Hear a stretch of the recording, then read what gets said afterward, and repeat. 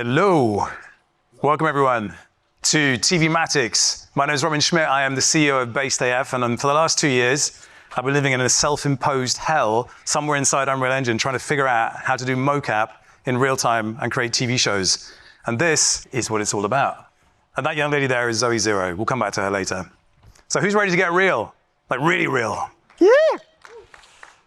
So, like any great YouTube video, you start with a hook. The hook is TVmatics are the hottest new format and 3D content, but nobody has ever heard of them. You lucky things, you get to hear about them today. And what are they? Well, let's just watch something, shall we?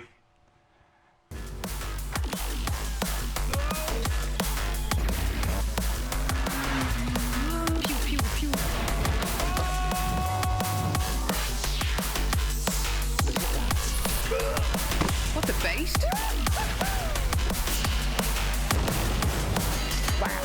That's entertainment. Welcome to Smile Time.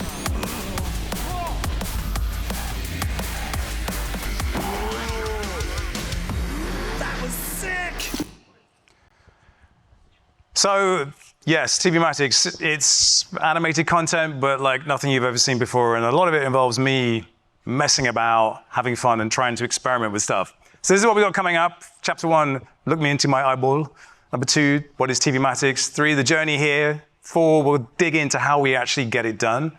5, the pros and cons, because it's not easy, but some of it is really, really good. Then use cases and monetization. What can we do with it? How could you turn it into a business? Because it's not enough to make something. If there's no application for it, then it doesn't really matter. Where does it go next? And then there's a final act twist. Spooky. So we're going to start with a little exercise.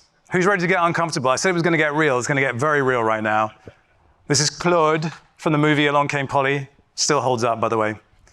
So I spend a lot of time looking at myself.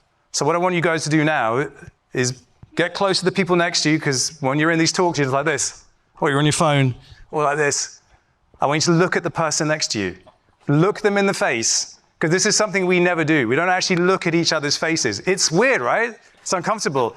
But what I want you to do is look what makes them human, whether it's the eyes, whether it's a micro movement, whether it's a vein, but really look, observe. Because this is what animators do. And the reason we want to do this is because I want you to think really hard about what makes animated content relatable. What makes human beings relatable? How do we connect with people? So we spend so much time on our phones looking like this, but actually when we see something, we know whether it's right or not. When you see AI-generated content, there's something not quite right about it. And talking of AI, hello friend, we will feel the cold breath of AI over our shoulder throughout the whole of this talk because, like so many of us, I've felt the fear the last year about what the implications of all of this are. But let's get back to something fun. TVmatics, and yes, it is a terrible name. I fully admit that, but it does what it says on the tin. So TVmatics are TV shows created inside video game worlds, or it could be anything else built in 3D, but fundamentally we're looking at the paradigm, the idea of TV shows themselves, what I call middle-class entertainment. And what is it essentially? It's the mishmash of VTubing and machinima. And VTubing is simple characters, they're animated, it's streaming format, head down to your waist, basically, unscripted, highly limited movement. And then you have machinima on the other side, which was using real-time animation inside game engines to create scripted, animated content, fanfic, and fully 3D. What TVmatics does is it just mashes those two things together. So we have the full use of a 3D world. We're not restricted to head and shoulders, but we also have unscripted moments. We are relatable, and that's kind of where the thing is. So I haven't reinvented anything here, but the fundamental DNA is things that should be somewhat familiar to some of you. In 1995, a bunch of Danish filmmakers came up with the Dogme 95 manifesto and precipitated a bunch of very hard to understand European movies that were beholden to this manifesto. And so for TVmatics, I came up with the same thing because I'm pretentious, I'm a filmmaker, and I like to do these things. But this is it, real time only. That's the really important one. To make this kind of content, we do away with the traditional animation pipeline, which sounds nuts, right? There is only final pixel. There is no cleanup, and there's no exports. This is absolutely fundamental. Speed trumps all. The best solution is the fastest one, bar none. Always, always, always. practical first. We always think of practical solutions for making things. And I'll get to why that's important in a bit. We do use VFX from time to time, and we do some weird things, but the fourth one is also super important. We embrace the flaws. There's a tendency in animation to polish and polish and polish and polish and polish and polish because you can, and you never finish anything, you abandon it. We don't have that luxury, the way we make things. So we embrace the flaws. We bring that into the style and we work with it because we have no other choice, but also it's part of what it is, and it's part of what makes it fun as well. And there's something fundamentally human about that. So this is where I sit. Good, fast, cheap. If you're familiar with this, you know you can have two, but not all three. I know, you can have all three. But it does require you to rewire your brain to this thing good. What makes something good? Is it the fact that it's entertaining? Is it the fact that it's incredibly well made? What is that exactly? Because I think, again, if you look at Unreal, you look at the capabilities of the engine, what it can do, path tracing, all the incredible tech, the one thing you don't do is deliberately make it look worse than it's capable of looking, and yet that is what we do, within reason. So defining for yourself what is good entertainment is a really important part of this. So the journey to get here is also very important because it gives you the context, the rationale, and all that shiz. And this really is what I like to call the VC part. So if I'm standing in front of a VC and I'm pitching them stuff, this is what comes out. So the macro picture that I was looking at when I was trying to understand the itch I was trying to scratch for this, I was looking at things like Netflix investing in video games. Netflix, king of streaming, but they're starting to invest in video games. They're starting to bring that into the platform.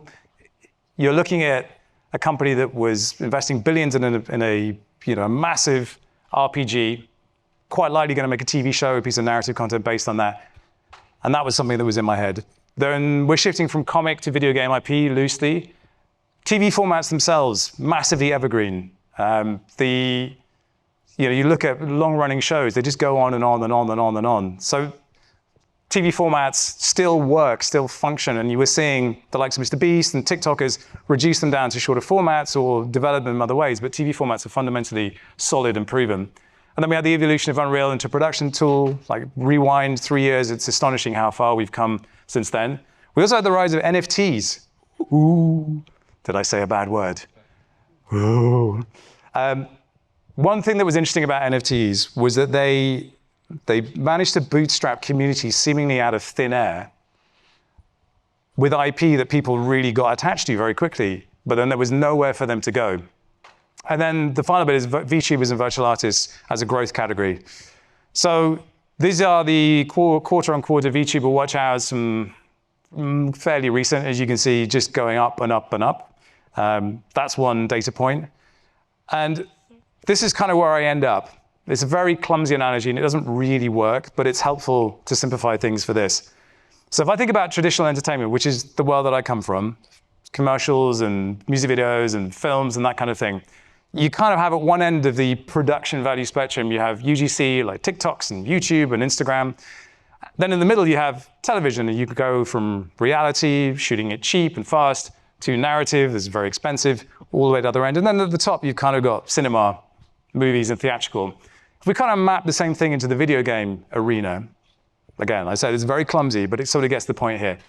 In the UGC area, we're very well furnished with content creators and people streaming games and TikToks and all that kind of stuff. And then at the high end, we've got glossy animated content. We've got shows that are based on video games. We have music concerts, all this kind of thing. The bit in the middle, again, it's what I call middle-class entertainment, doesn't really exist. So there's a big gap there. And the question is, does it need filling? Could you fill it? Why wouldn't you fill it? And the answer usually comes down to cost. Just TV works in a different way. But for me, I was like, why isn't anybody doing this? And if they're not, then could I do it? TV is super valuable, by the way, and continuing to be valuable. You would have thought cord cutters, linear TV dying. No, it's going up and up and up. So TV still, as a category, as a vertical, massive. So here's the micro picture of me, and we've done the macro. I am a filmmaker at heart. That's the world that I've come from. And that business has changed massively over the course of the last 20 years. I was a DSLR blogger back in the day and saw the impact of DSLRs on indie filmmakers. And then I've kind of moved into the creator economy and became, during the pandemic, someone who was on camera, which I hadn't been before. I was making 7 to 8 videos a week with live streams and everything else. And alongside that, I was noticing in myself that every time I saw a piece of really high quality VFX or 3D content, I was bored, didn't care. And I was trying to figure out why that was. And then surely everybody knows Corey. If you don't, he's doing a lab on Thursday. Definitely check him out. Corey Strasberg had started releasing animated videos with his character Xanadu. Blew my mind. And he would have a little image of himself in the corner showing how he did it. Blew my mind.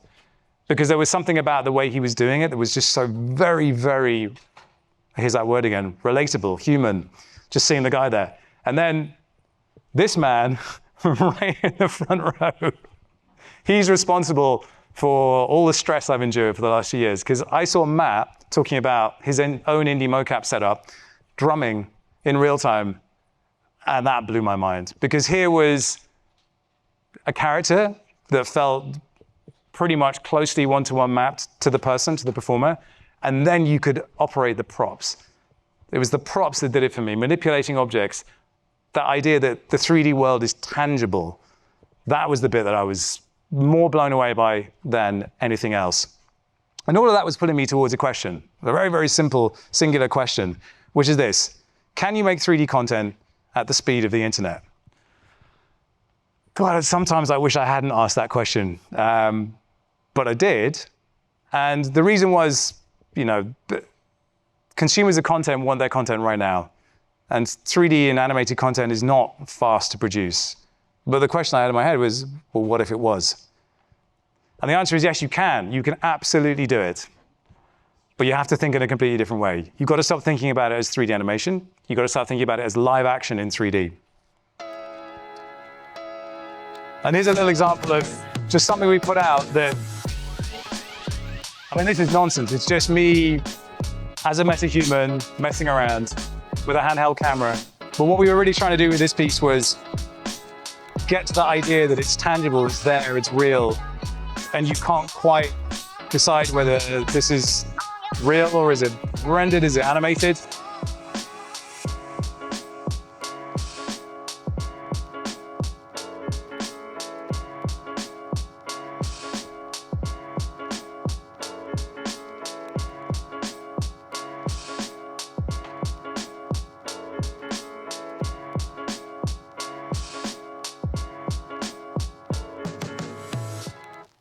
So the rationale behind that one was, for digital fashion, a lot of the time when you think digital fashion, you think insane outfits in space-age environments. And I was just trying to think, if H&M gave me a gig to make some digital fashion content, how would I do it? It'd be a simple white studio, and then just a model doing some nonsense. And by the way, that jacket, it's a real jacket. Look at that.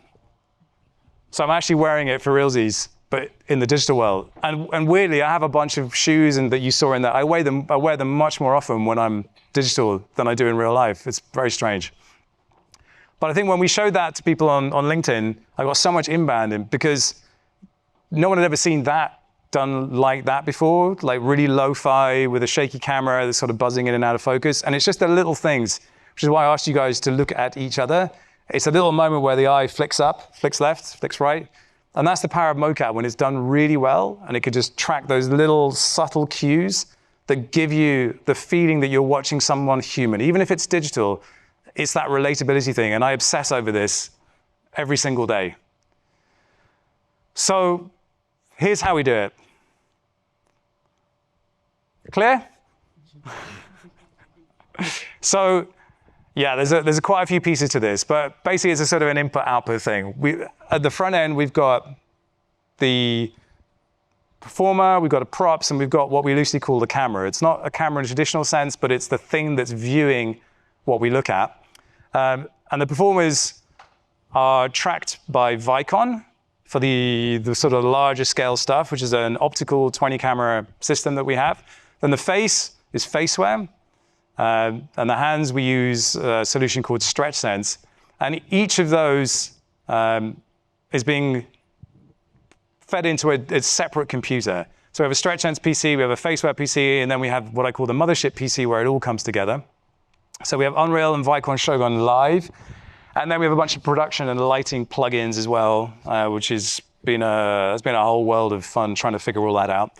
And then we have an OSC control, which is basically a phone with an OSC custom controller on it. Then we have a MIDI controller, which is basically a little keyboard, $35.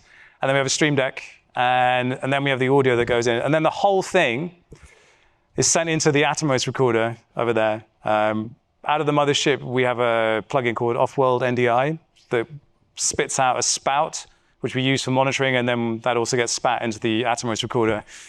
So it's basically, we have a little box, we press record on the box, and then when we stop recording, we press stop, and that's your rushes, and that's what goes into the edit. And that's it.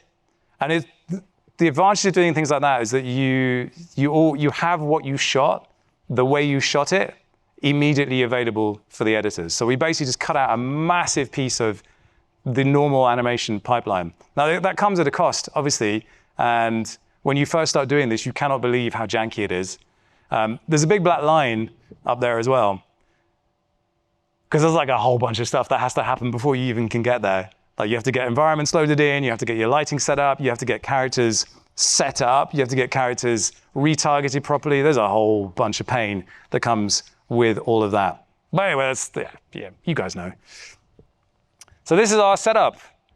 It's indie, but it works. So we have a lockup with no vertical pillars. The size of the volume itself is about 8 by 10 meters. We've got, like I said, 20 Vicon cameras around. We've got that FaceWare system there. And that's the Atomos there. It's a little box, red button, press record and stop. And then the hand engine from StretchLens there as well.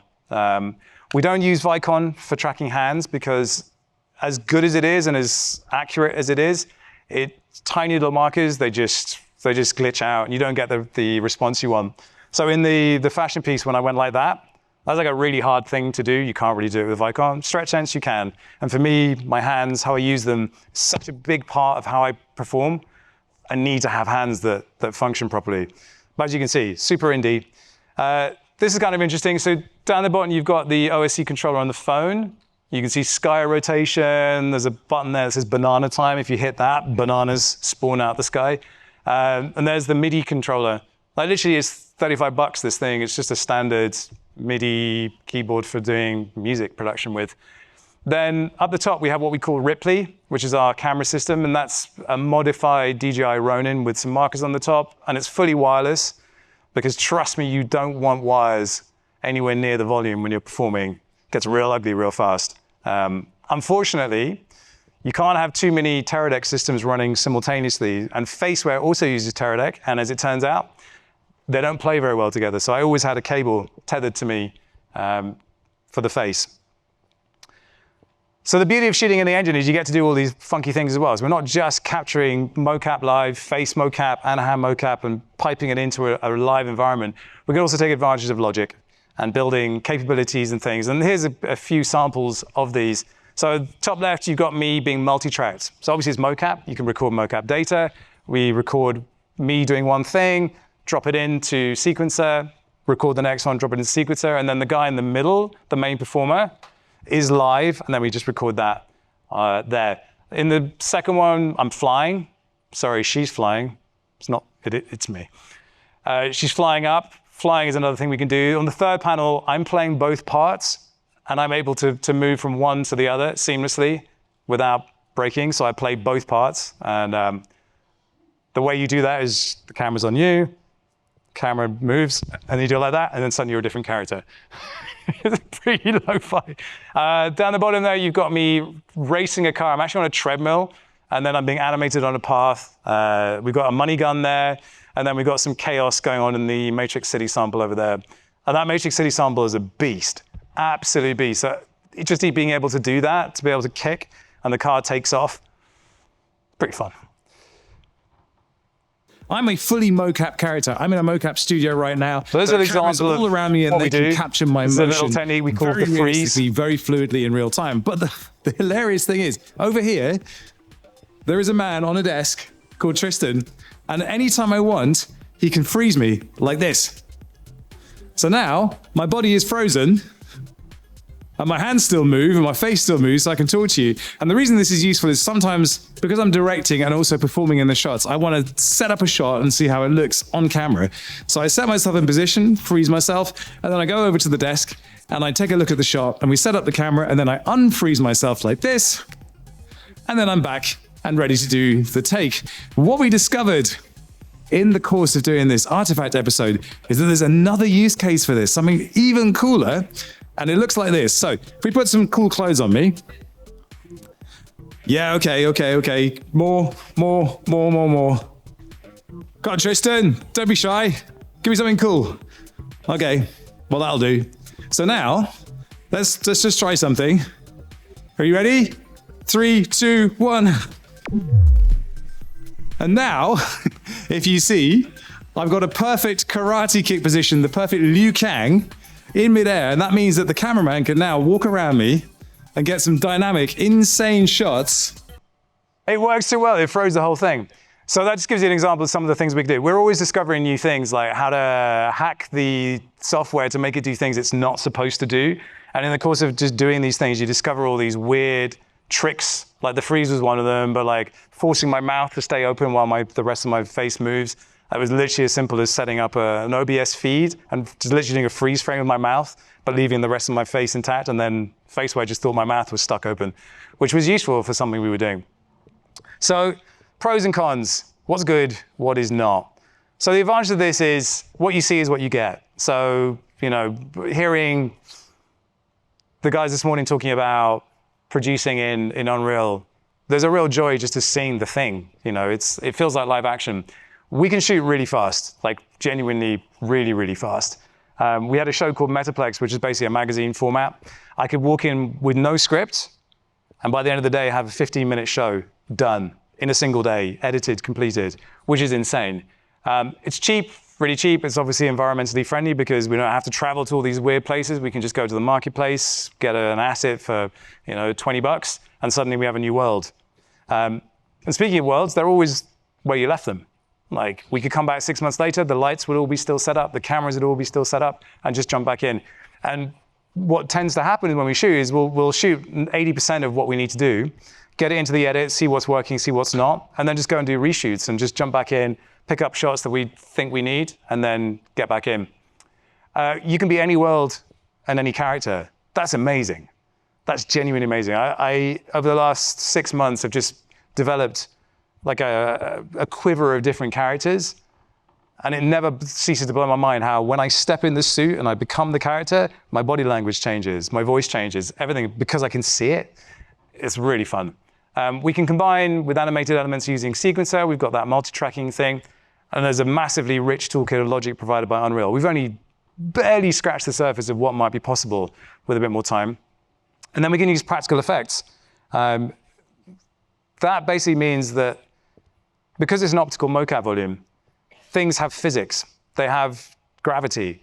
And it's a hard thing to explain, but if I throw something up in the air, it lands in my hand the way it was supposed to. If I track a prop, it performs the way it's supposed to. And there's something about that that makes it just so immediate and believable. And it's driven by human performance with the mistakes and all. So a lot of the time when we're doing a show, we'll leave the mistakes in because it makes it feel more real. It's stuff that you wouldn't leave in if you were animating, or you wouldn't think to do because it would be too difficult to actually make it work for you. But we have the luxury of being able to flub. And I'll give you an example of that now. So the next clip is from a digital fashion pilot that we did. And we wanted to test ourselves by doing one of the hardest things I think we could have ever taken on, which is an unboxing. So if you know how optical cameras work in mocap, they have to see stuff. So you have a box, and you want to take something out of that box, the cameras have to see everything. But we managed to figure out how to make it so they didn't have to see it. So we have a box, open the box, take something out. And you'll see what I mean about the flubs. I'm very pleased to announce that, well, today, we actually have a box in the studio. And here it is. And there is something very, very special inside the box. And normally what we would do here is we would cut to a render of that box being opened. You don't think that we could just take the lid off and have a look at what's inside, do you? Do you want to see what's in the box? Do you want to right now? Yeah, you do, don't you? Omar? What's What's in the box? Let's find out. Oh! It's a shoe! But it's not just any shoe, is it? Let me just drop that. Look at that. Isn't that astonishing? That is a one of a kind. There are no others in existence. It's gold, it's artifact, it is the bomb. And that, my friends, is how you do a digital unboxing in the metaverse. Did you enjoy it? I know I did. All right, so now we've unboxed these pieces. Just check out the detailing on that. Artifact do some seriously great work. I think it is time, whoa, that we put these away, stuck them on my feet, and there we go. Let's give ourselves a little photo shoot, shall we?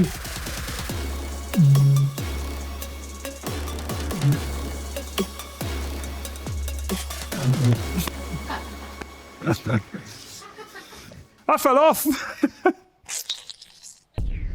So that gives you a little glimpse of a few things that we do. But like me throwing the shoe up in the air and flubbing it, that's part of it. Me falling off, well, it's a flight case that I was sitting on. So all those things, I'm obsessed with kind of making the digital world feel tangible. So being able to step on proxy geometry and make it look like I'm actually there, having a shoe in my hand. You'll notice the fingers were sort of jumping around. I was using the Vicon gloves here because when you use the Vicon markers, you're able to connect with geometry a lot better. With stretch sense, it's a bit vague, but it gives you an idea of like what's possible there. And then at the end, you see me go through the wall. There's all these things that you just can't do in real life.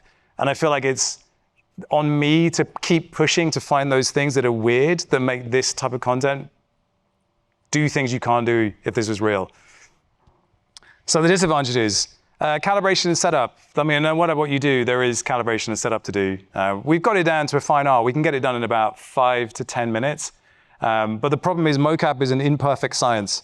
And I cannot tell you how much time I've spent sitting on the floor like this because nothing works. Because mocap is an imperfect science. Sometimes things will work, sometimes they won't. Sometimes it's just the weather. There's interference with the wireless signals. Vicon doesn't like it when it's wet. Retargeting. Oh my God. Yeah. If someone could figure out how to just figure out retargeting, it would just make my life so much better. It's a thing. There's capturing the data and then putting it into the character. And if you're doing everything in real time, you don't have the luxury of being able to fix stuff afterwards. It has to be right then. Limited floor space is a thing. I mean, obviously you can build a bigger volume. You learn how to work with it, and it's amazing what you can accomplish in a space that's not much bigger than this stage. Also, it isn't real. I can't look at the things that are there and see them because they're not there. I have to use my imagination, which is fine. But sometimes you're like, I just wish I could see where the car is and I could point and I knew. So there are so many busted takes where you're pointing in the wrong place. It doesn't quite work.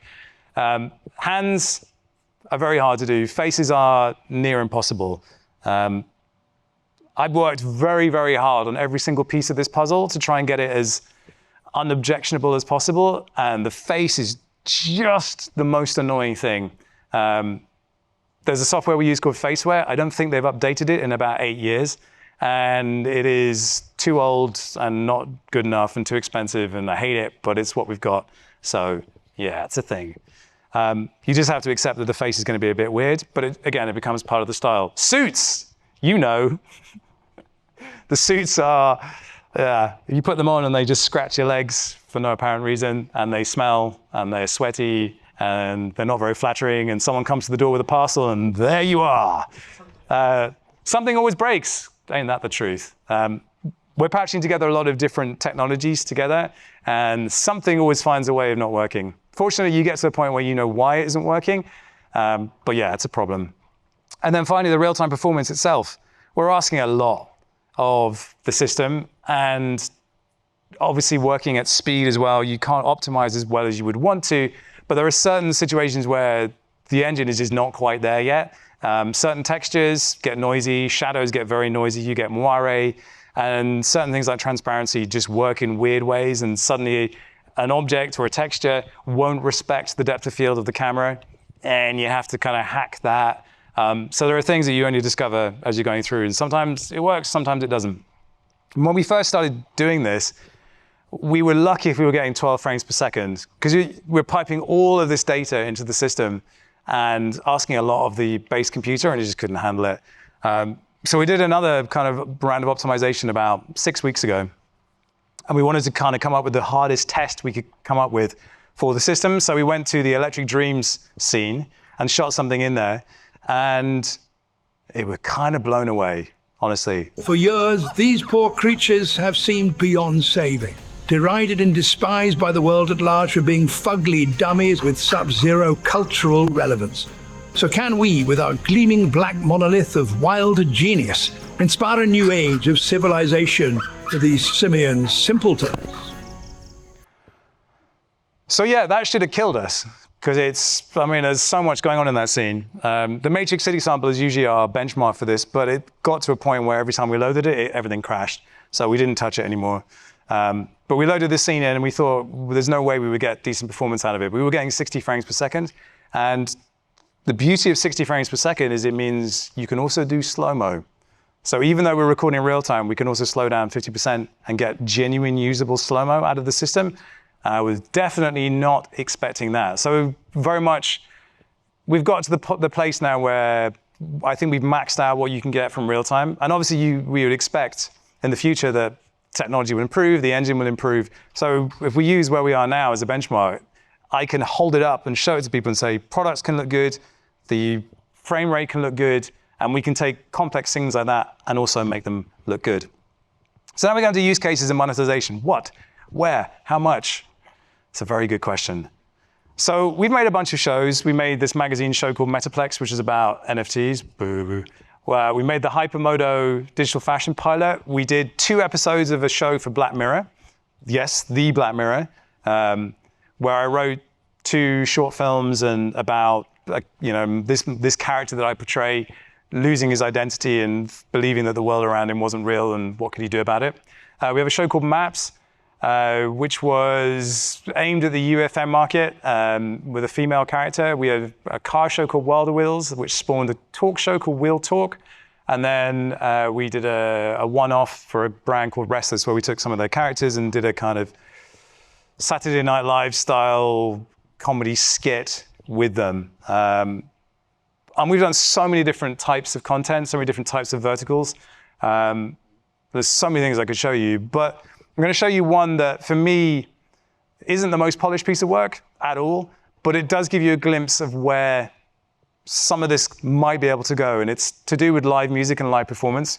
So I'll talk about that, but let's watch it first. So let me give you a little glimpse into what we're thinking about how we might use Chorus, because obviously we build everything in Unreal Engine. Here it is, it's virtual production. We built the Broadside Bunker, which is a place the whole raves in to do live dance music. And I've always wanted to be able to play the guitar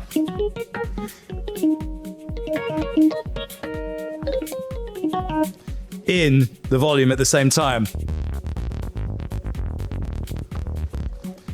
And well, I prepared a little house track just to give you a little glimpse of how that might work. This is chorus in the background and me on the top.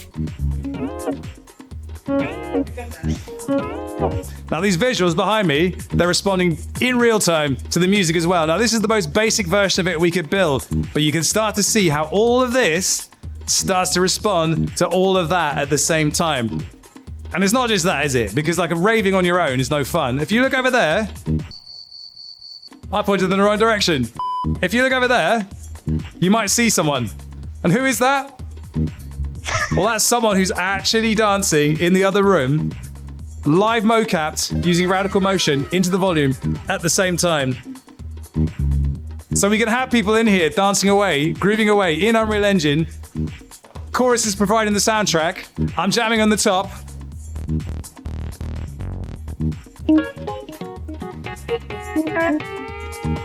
I'm playing like shit. And now look, I've got a whole bunch of people dancing in the volume with me at the same time, except they're not here. They could be anywhere in the world, all part of the same experience with me at the same time. We've got live music, we've got AI-generated music, we've got a DJ, but crucially, we also have the audience. So yeah, that gives you an idea. It's like super rough. The graphics, the visuals in the background, super rough, but they're all being generated by the music itself. We had an AI engine providing a house track which could mix itself, and then I'm playing the guitar very badly on top? Is there an instrument that is more douchebaggy than the guitar? I challenge you. But the bit that was really exciting for us was the ability to pipe in anybody into the same digital space as us through a WebSocket using radical motion. And that was 6 months ago that we did that. And all of that tech is massively improved right now. Doing remote mocap is hard, and there's a bit of lag, but imagine something like Circle, the French music label that does these incredible events with DJs performing in these incredible locations. You could do a digital version of that as well. So this is a really fun one for me.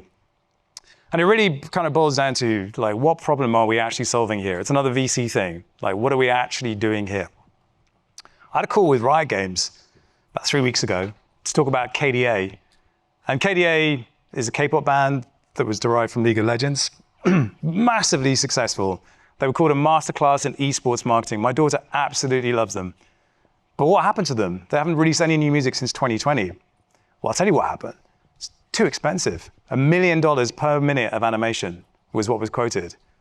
And so they have a fan base that wants to see more content from KDA, but it doesn't all have to be at the standard that Fortiche made that music video. And it's, when you think about it, you look at, Gen Z watching TikToks, they don't care about production quality. They just want to be entertained.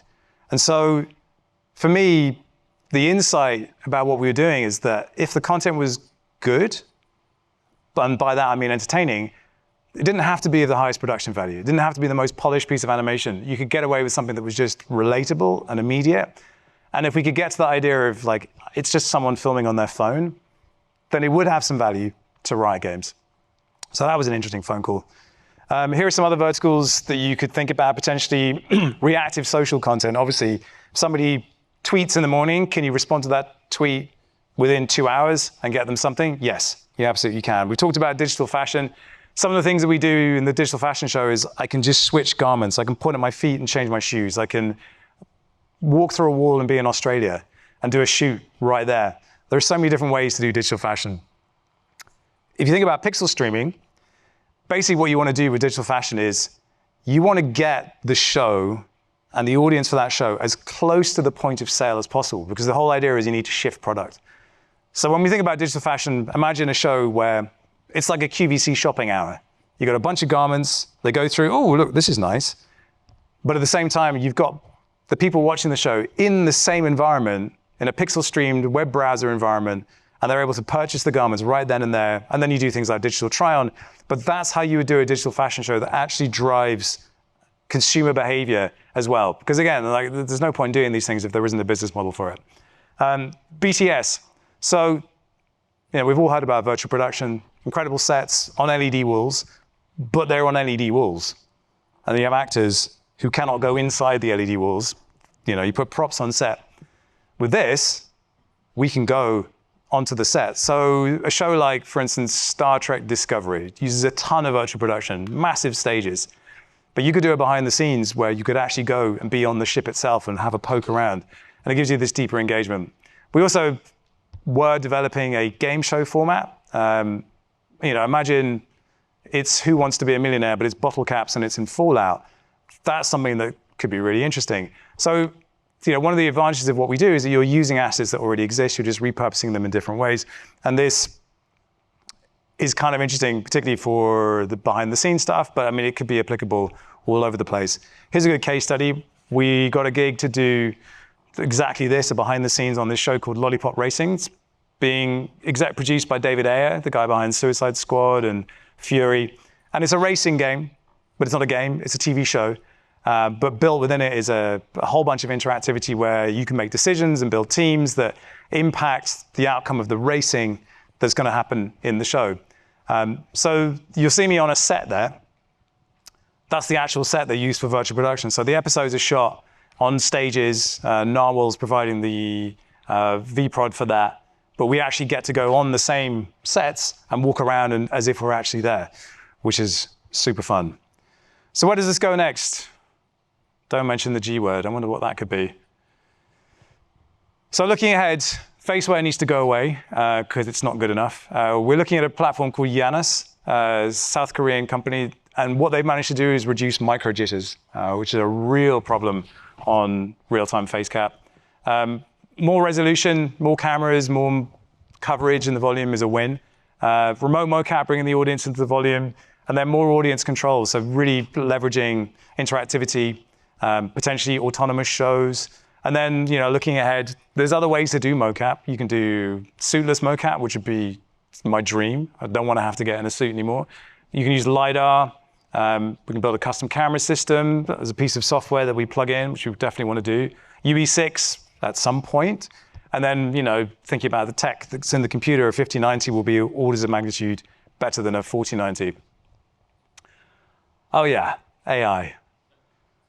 You can't really do a talk like this and not talk about AI because it's everywhere, and it's the biggest thing that any VC that I talk to about this puts in front of me and says, well, what's your solution to this?